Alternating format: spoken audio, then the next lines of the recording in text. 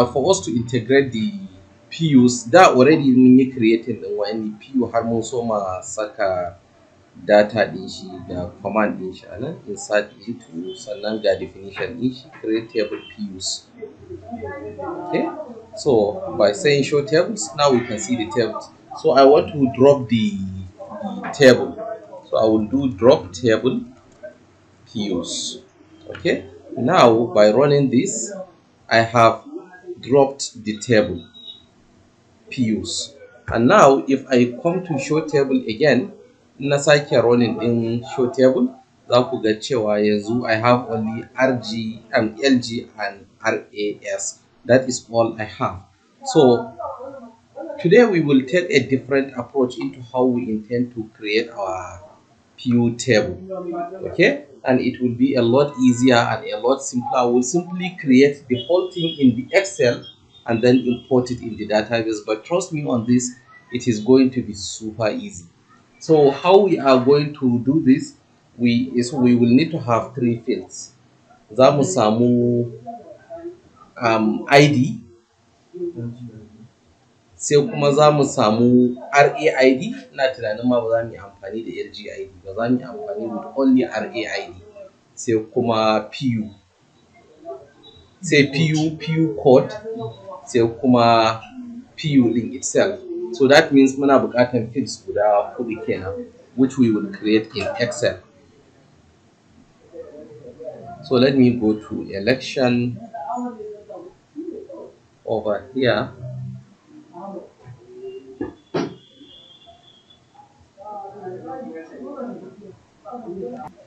Okay, so now here I am in my Excel. So let me rename this sheet to PUs. Okay, and then anan wajen I want to have an ID. Sai kuma nan zan saka RAID. Sai kuma zan saka PU code. Sai kuma nan zan saka PU. Okay, so how do I source the data which I will use here? Zan je website din INEC, just like how we. So zan zo elections, sai zan zo polling units.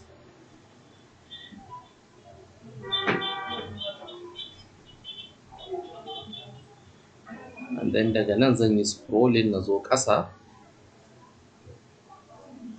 Zan yi choosing din state, which is going to be Plateau. Sai kuma zan yi choosing din LGA, let me start with Basa. Sai kuma zan yi choosing din ward, let me start with Bukit. Then zan yi clicking akan search. Okay, so you see what I want to extract shine I want to extract the polling unit and then this polling unit ID.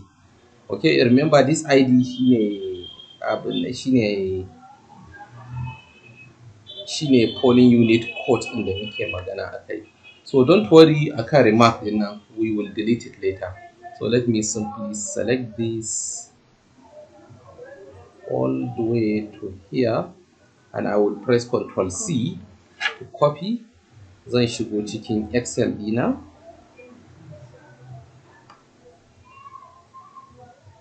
And then zan yi clicking under this PU code, sai na yi Ctrl V na yi pasting.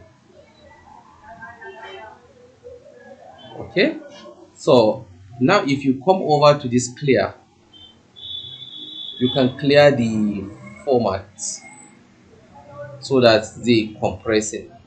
Remember wannan column din nan bana buƙatar abin da yake ciki shi, so let me do shift control down arrow key sai na saka delete. So that way I have deleted what is there. And then now I will do, zan saka 1, 2, and then they will keep going har sai na kai zuwa ƙarshe. So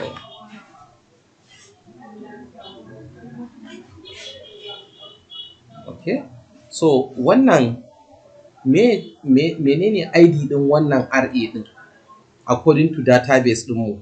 If we go back to the database, let me do select star from RS and then run the code. Okay, so you see the ID here, RAID, one ID din is 1, Buhit 2. In fact, all the way har mu kai zuwa kan 16, Zobo ko 16, then sai kuma na just know zai ci gaba daga 17, 18 and so on and so forth. So we will use that same logic a nan wajen, which means now this RAID is also going to be 1. Okay, let me double click here, then 1 will keep going. So that means yanzu mun saka na local government ɗaya kenan. Sorry, mun saka na RA ɗaya. What we will need to do again shine za mu zo cikin abin nan sai mu canja zuwa buji, sai mu clicking din search. So ga buji su ba su da yawa sosai. Let me copy them. Control C.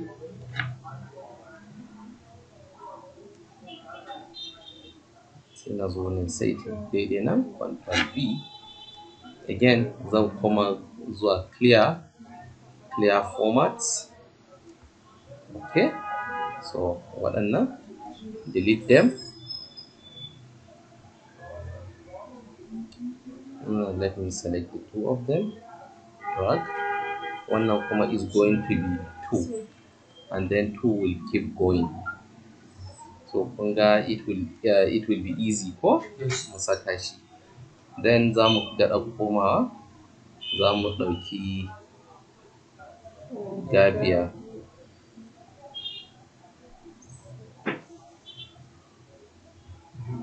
Wannan su kwata-kwatan su ma guda 6 ne.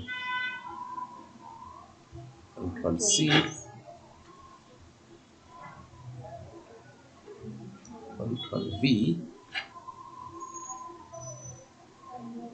clear formats, delete this.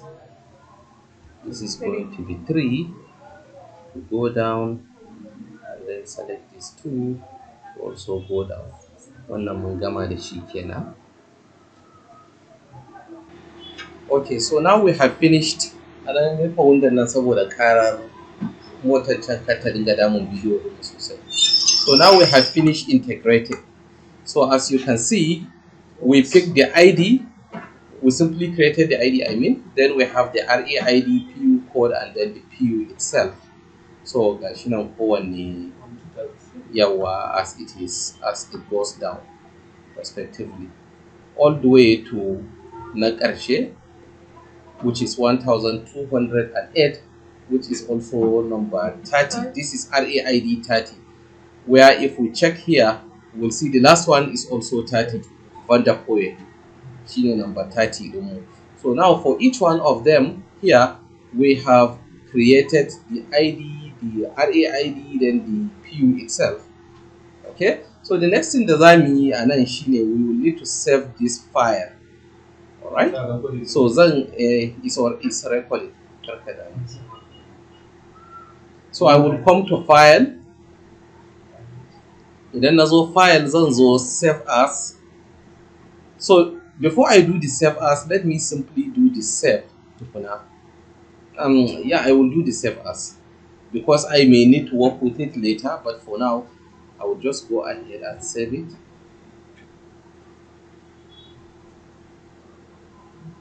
Then you save in each the suna PUs, okay, in my documents. So let me save that, save it under the name PUs, and then zanzo file save as. But this time around, saving thing is going to be slightly different because I will maintain PUs anyway, but the save as type, I would like to make it into CSV. Okay, so muna da CSVs in kala. So I want to use comma delimited. This one, CSV comma delimited. comma delimited din zai saving mana file din a matsayin CSV, amma yana da delimitation na comma. Okay, so let me save that.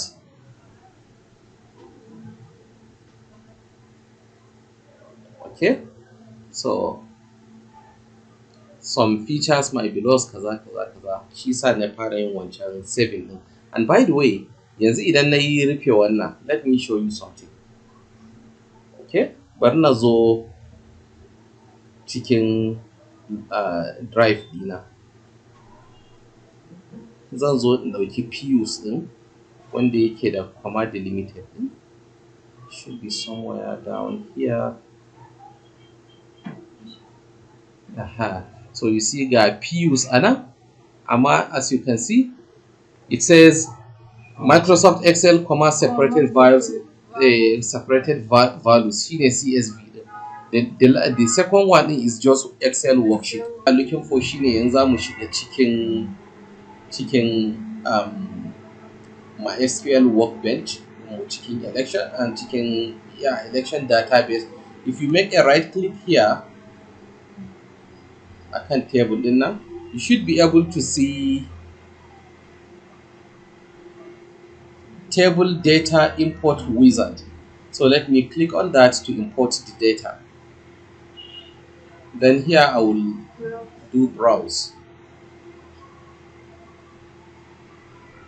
and then scroll in, zan duba which one is my PUs. Here it is, wannan shine comma separated values dina. Then I will click on open, then I will go to next. Okay, so gashi nan zai create mana new table into election. Sannan kuma if you like, you can apply this drop table if exists. That is, after one previous table, you want to drop it and insert a new one. So here you will go to next. Okay, and here you can specify what is the data types. ID is integer, RAID is also integer, PU code is integer.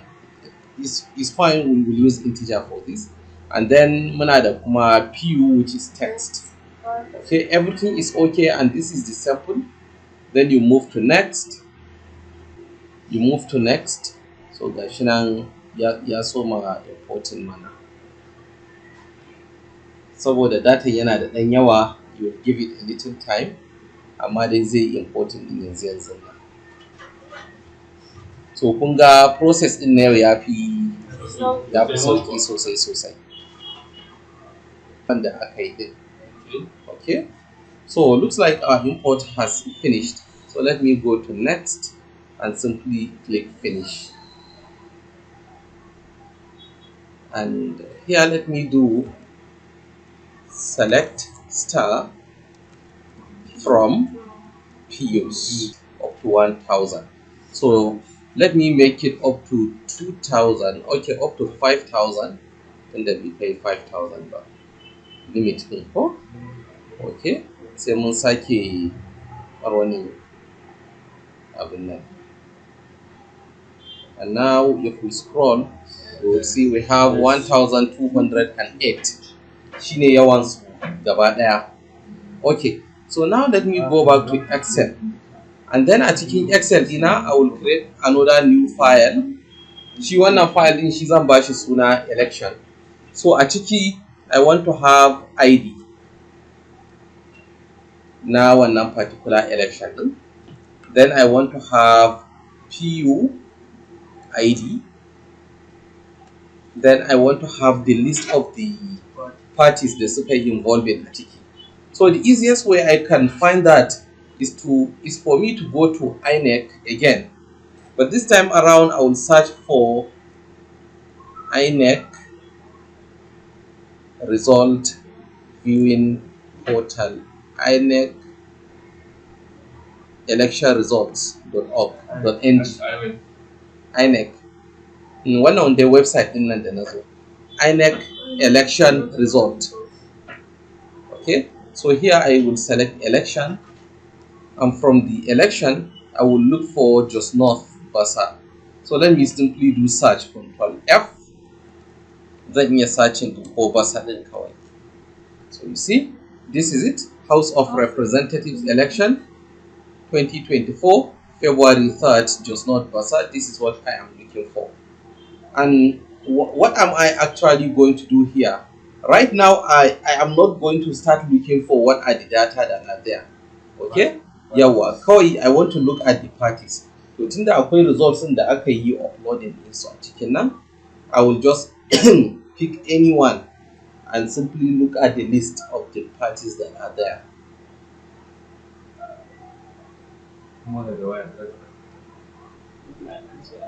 So let me click on this quick view. So kun tuna wannan da shi muka yi ta aiki ko? So kun ga parties din. There are 8 in number.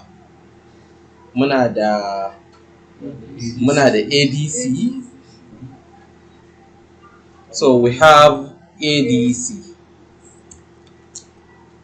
We have APC. We have APP. We have NP. We have NNPP. And we have NPM, NRM. Then we have PRP. And we have SDP. Okay? Yawansu kenan gaba ɗaya ko? So which means each PU za mu ga kowane ɗaya a nan menene abin da ya samu. Alright. So in addition to that, muna son mu san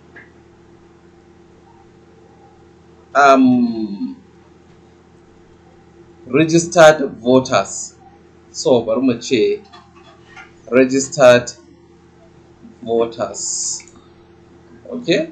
Kuma muna son mu san accredited voters.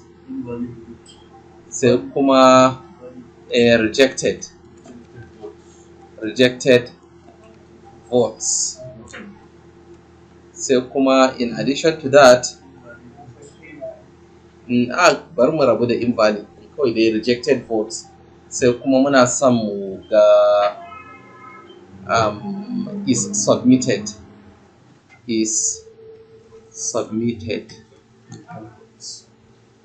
Okay, so I think that should be all. Total vote will come from our calculation.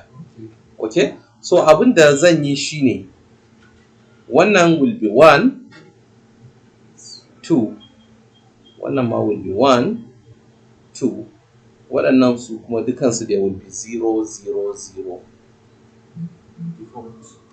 By default dukansu komai is 0 0. Yawa.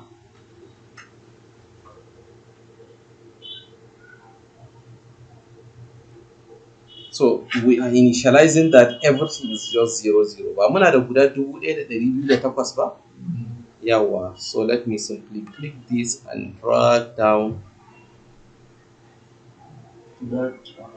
Yes. Amount, that total number. Amount ne 1200. Okay. And dawo baya. Da tara. Saboda layin saman heading. Okay, so we have 1208 altogether. So then nan ma za mu saving just like how we did before. And then I will save this with the name election.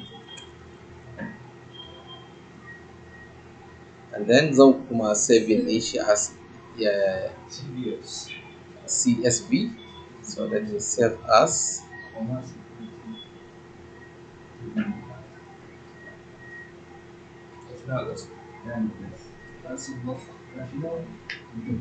election, separated values. So I'm saving the and then back to our work. Let me make a right click on the table again, then import table wizard.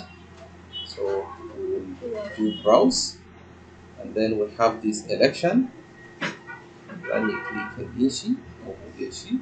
So just like how we did with the other ones, za mu abin nan.